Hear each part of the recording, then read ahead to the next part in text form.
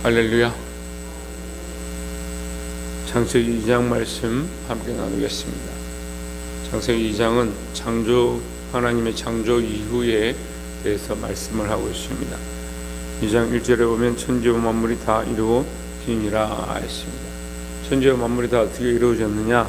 하나님의 창조를 통하여 다 이루어졌다. 온 세계는 하나님의 명령과 그 말씀으로 이루어진 줄 믿습니다. 그러니까 우리가 사는 방법도 하나님 말씀대로 살면 살게 될 것이고 생명을 얻게 될 것이고, 내 마음대로 살면 죽어지는 것입니다. 인간이 연약해서 자꾸 자기 마음대로 사는데 하나님 말씀을 따라서 살아서 승리하기를 주의 이름으로 축원합니다.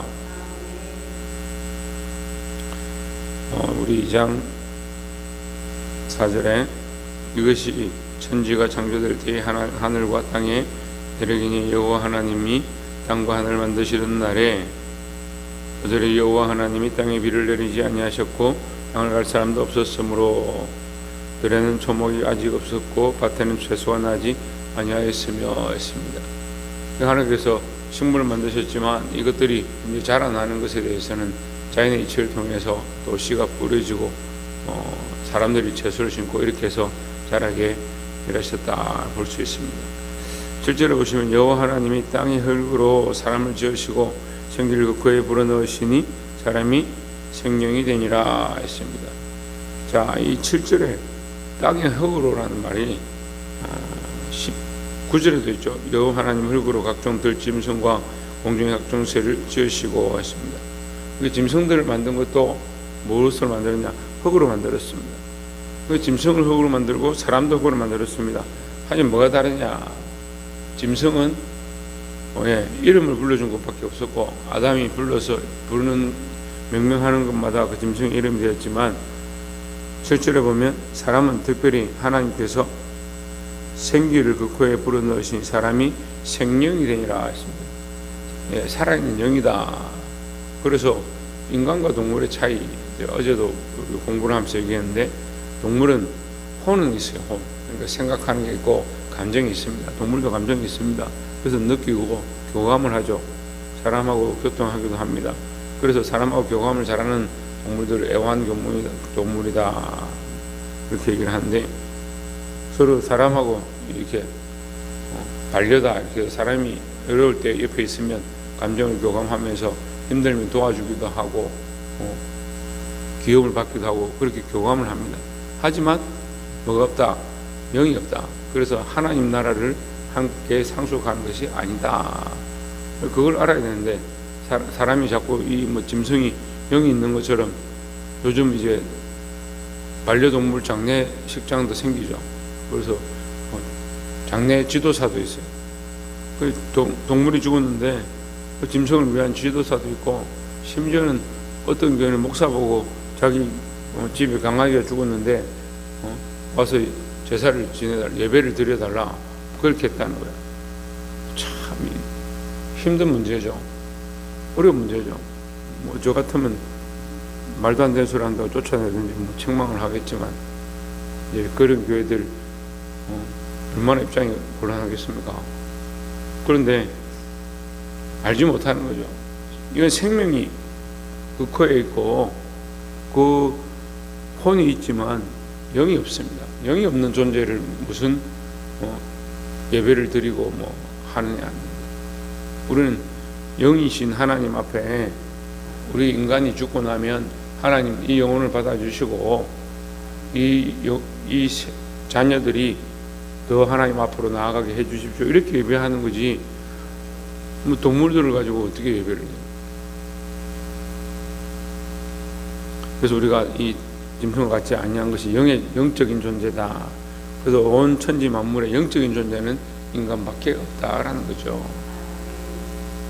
그래서 그게 참 축복입니다. 그래서 동물들이 글을 써서 우리처럼 언어를 하는 것도 아니고 서로 대화를 하는 것도 아니고 우리처럼 연구를 해가지고 뭔가 알아가는 것도 아니고, 더 나아가서 하나님을 바라보고 예배하는 것도 아니고, 그러니까 우리에게 특별한 은혜를 주신 줄 믿습니다. 9절에 여호와 하나님 그 땅에서 보기에 아름답고 먹기에 좋은 나무가 나게 하시니 동산 가운데에는 생명나무와 선악을 알게 하는 나무도 있더라 했습니다. 창조의 일이 끝나고 난 뒤에 이제 크게 세 가지 문제가 있는데, 하나는 인간을 만드시면서 인간에게 생명, 영이 되게 하셨다는 말씀을 분명히 하시고, 동물과 짐승들을 다스리게 하셨고, 또 여기 보면 그 먹을 것들 주셨는데,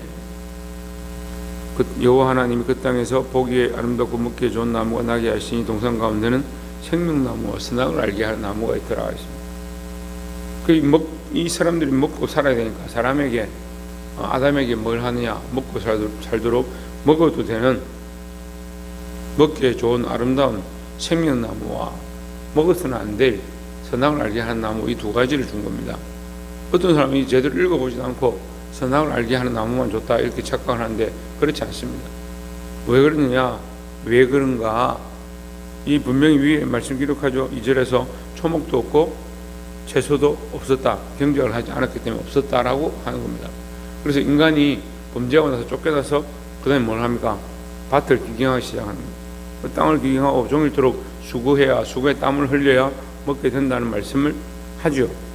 3장에 가면 그 말씀을 하는 거예요.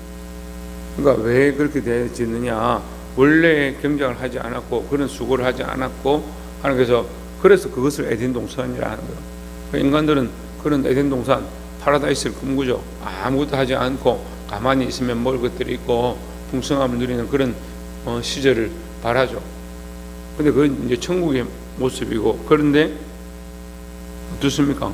인간이 아직 그걸 범죄하지 않았을 때는 그런 기회들이 있는 거죠. 생명나무와 선악을 알게 한 나무도 있더라 했으니까 선악을 알게 한 나무도 있는 것이죠. 원래 뭐가 있는 거예요? 생명나무가 주어진 거죠. 그래서 제대로 못 들었을까 봐 다시 말씀하신 거예요. 16절에 여호와 하나님 그 사람에게 명하여 이르되 동산 각종 나무의 열매는 내가 임의로 먹되 했습니다. 각종 나무는 무엇인지 먹을 수 있다, 먹을 수 있는 은혜를 주셨다라는 거죠. 17절에 선악을 알게 한 나무의 열매는 먹지 말라, 내가 먹는 날에는 반드시 죽으리라. 이거 죽는 문제가 있는 겁니다. 하나님 죽으리라, 너에게 생명을 내가 공급해서 네가 생명이 되겠고 너를 살려냈는데, 만들어냈는데 먹으면 죽을 것이다, 죽으리라 했어. 근데 우리가 여기 나오는 생명에 대한 관점요, 살아있는 영이다. 그러면 먹는 날에 뭐냐? 죽은 영이 되는 거예요. 영은 있는데 죽은 영이 뭐냐? 하나님과 단절되어진 영이에요. 이거 하나님과 단절되어진 영이다. 그 자가 발전을 하는 거죠. 자기 스스로는 살아있는 것처럼 하는데 뭐가 되냐? 하나님 앞에 공급을 받지 않으니까 진리를 듣지 못하고 바른 길을 알지 못하고 하나님이 원하시는 방향을 알 수가 없다. 왜? 인간이 죄로 말미암아 이게 가려졌다는 거죠. 이것은 지금 신학적으로 정리가 되었기 때문에 우리가 죄를 지어서 하나님과 단절됐구나, 그래서 하나님과 우리 사이에 박힌 담이 생겼구나, 이걸 알지만 이 말씀 앞에서는 이때 당시에는 이해를 못하는 거예요. 그래서 인간은 뭐예요? 자기가 하나님 먹으면 죽으리라 했던 이 말씀대로 죽게 된 거죠. 근데 어떻게 생각합니까? 선악과에 땀 먹는데 안 죽더라, 먹어도 안 죽는구나, 뭘 안 죽어? 영적으로 단절돼 버린 거예요. 그 생명인 우리가 죽은 게 뭐냐? 하나님과 단절된 게 죽은 거예요. 여러분, 우리의 영혼이 죽어가는 게 뭐냐? 기도를 잃어버리고 말씀을 잃어버리고 하나님 관계가 무너진 게 영적으로 죽은 거지, 살아있다고 눈을 뜨고 있다고 살아있는 게 아니에요. 제가 예배를 드려보니까 눈은 뻔히 뜨고 다 쳐다보고 있는데 죽었어. 정신이 딴 데 가 있어. 중심이 딴 데 가 있어. 그럼 그게 죽은 거지, 무슨 살아있는 거예요? 나는 예배하러 왔습니다 하는데 다른 생각하고 지금 그게 무슨 예배예요? 자리만 앉아 있는 거지. 나중에 이제 교회 하나님께 더 부흥케 하셔서 많은 사람들이 오면 그 사람들은 자리를 비켜줘야 돼. 왜? 자리만 차지하니까. 여러분, 쓰임받기를 소망합니다. 살아있는 자라고, 예? 꽃을 이제 우리가 장식을 하잖아요. 예쁜 꽃들을 여기다 장식을 합니다. 근데 꽃이 시들었습니다. 냄새로 나지 않고 굴레가 납니다. 어떻게 합니까? 버려야 되죠. 꽃이 꽃의 역할을 하고 향기의 역할을 하고 볼 수 있는 보기에 좋았더라 하는 그런 역할을 해야 되는데 꽃이 그런 역할을 못하면 버려야 되죠. 마찬가지 우리도 우리의 자리에서 하나님 원하시는 역할, 생명, 살아있는 영혼의 역할, 살아있는 사람의 역할을 해야 된다라는 거예요. 근데 이제 먹는 날에 죽으리라 하나님 명령하셨습니다. 그리고 또 뭡니까? 아담이 각종 19절에 각종 짐승들을 보고 짐승과 공중의 새들을 보고 뭐합니까? 아담이 무엇이라고 부르나 보시려고 그것들을 그에게로 이끌어가시니 아담이 각 생물을 부르는 것이 곧 그 이름이 되었더라 했습니다. 아담이 이제 막 만들어졌으니까 뭐 아무것도 없죠. 그런데 그에게 하나님께서 뭘 주셨냐? 하나님의 형상을 따라서 지혜를 주셨다. 지혜를 주셨으니까 아담이 뭐합니까? 그 동물들이 오는 것마다 보면서 그들의 이름을 불렀다. 그 부르니까 그들의 이름이 되었다. 불러줬다는 거죠. 그 저는 이걸 보고 누가 시를 쓴 것 같아요. 내가 그에게라서 그가 내 이름을 불러줘서 뭐가 됐다 이런 시가 있죠. 불러주니까 그게 되는 거예요. 그래 아담이 불러줌으로 말미암아 세상의 모든 만물이 존재했고 하나님이 아담을 만드시고 아담아 불러줬기 때문에 아담이 된 거예요. 우리는 하나님 부르심으로 말미암아 존재하는 자들이다라는 거죠. 그리고 중요한 장면이 나오는데 22절에 여호와 하나님이 아담에게서 취하여 그 갈빗대로 여자를 만드시고 그를 아담에게로 이끌어 오시니 했습니다. 아담을 잠들게 하고 그 갈빗대로 살을 채우고 갈빗대로 여자를 만들었다. 갈빗대로 빼내고 여자를 만들었다. 의학적으로 참 특이한 모습이죠. 특이한 케이스죠. 실제로 지금도 그런 모습이 발견된다는 거죠. 그럼 이거는 소설이냐? 지금 말씀이 4,500년도 더 됐습니다. 성경이 4,500년 전에 사람을 해부해서 안에 볼 수도 있는 것도 아니고 그럴 수 없는 상황에서 이런 말씀을 기록했다. 이게 만약에 거짓말이면 벌써 이게 틀렸구나 밝혀졌겠죠. 근데 이 사실은 사람이 남자는 갈빗대가 하나 부족하고 여자는 있는 겁니다. 하나님이 이런 차이를 두게 하신 거죠. 그 만드셨다. 남자를 통해서 여자를 만드시고 그를 아담에게 이끌어오시니 23절에 아담이 이르되 이는 내 뼈 중에 뼈요 살 중에 살이라 이것을 남자에게서 취하였은즉 여자라 부르리라 아니라 했습니다. 그러니까 여자들은 연약하고 남자들은 여자를 보호해야 하고 왜? 남자에게서 취했으니까 여자를 연약한 자로 만드셨다. 그리고 또한 뭐라 합니까? 돕는 배필이다. 좀 연약하고 힘이 없지만 남들을 도움으로 서로 살아간다 이런 뜻입니다. 그래서 우리는 이런 성경적인 원리 안에서 가정을 세워가야 하고 서로의 부족함들을 채워가야 되는 거죠.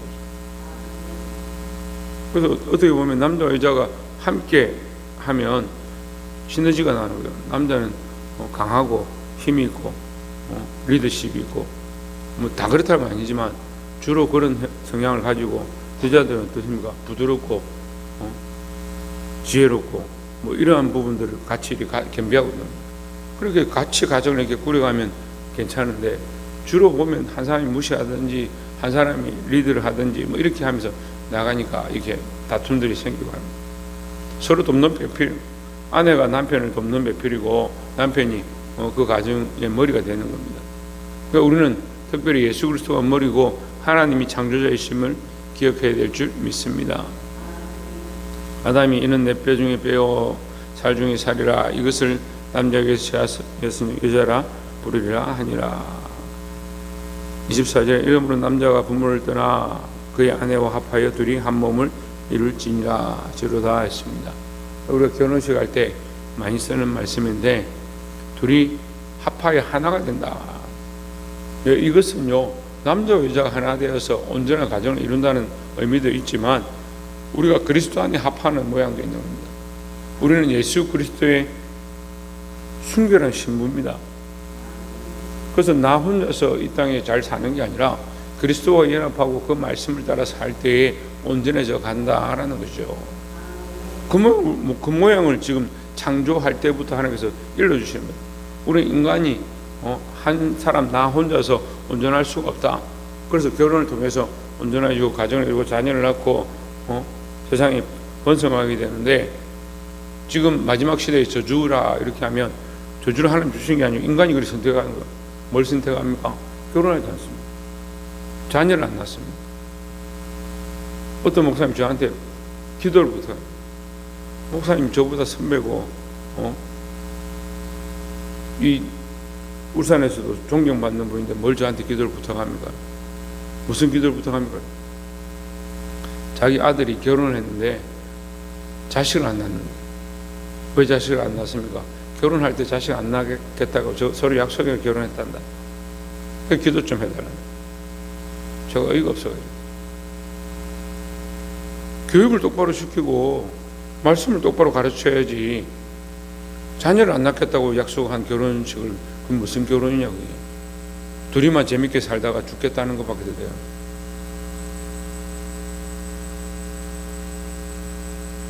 그런 사람들은 부모에 대한 마음도 없어요. 부모하고 아무 관계 없잖아요. 자기들 삶만 살면 되니까. 그러니까 부모가 되려고 하는 마음도 없는 거예요. 하나님 우리에게 번성하고 땅에 충만하라고 분명히 명령하셨고, 그렇게 한 몸을, 부모를 떠나서 한 몸을 이룬 가정을 이루어 가는 게 우리에게 주어진 명령이다라는 거죠. 그리스도와 연합해서 영적으로 우리가 하나 되어지고, 또 남편과 아내가 육체로 하나 되어서 가정을 이루어가는 것이 하나님의 명령이고 그 질서라는 것을 기억하시기를 바랍니다.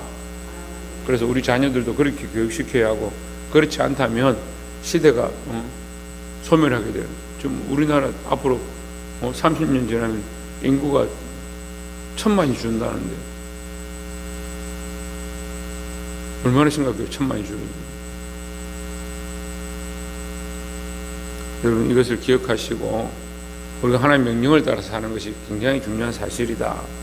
지어진 대로 이름이 있고, 하나님이 지으실 때에 그에게 기능을 따라서 흙으로 만드시고, 또 우리는 생명을 부어주시고, 우리에게 생명을 주셨으니까 우리는 영이 있는, 살아있는 영이 있는 존재다. 하나님 앞에 살아있는 영의 존재인 줄 알고, 하나님 주시는 이 영적 교제 안에 하나님과 동행하고 하나님 말씀을 따라 순종하고, 먹지 말라고 먹지 말고 먹으라고 먹고, 그 말씀을 먹고 살아나야지. 세상에 악한 것들 먹고 그러면 안 된다는 거죠. 이 말씀대로 승리하는 저와 여러분 되시기를 주의 이름으로 축원합니다. 기도하겠습니다.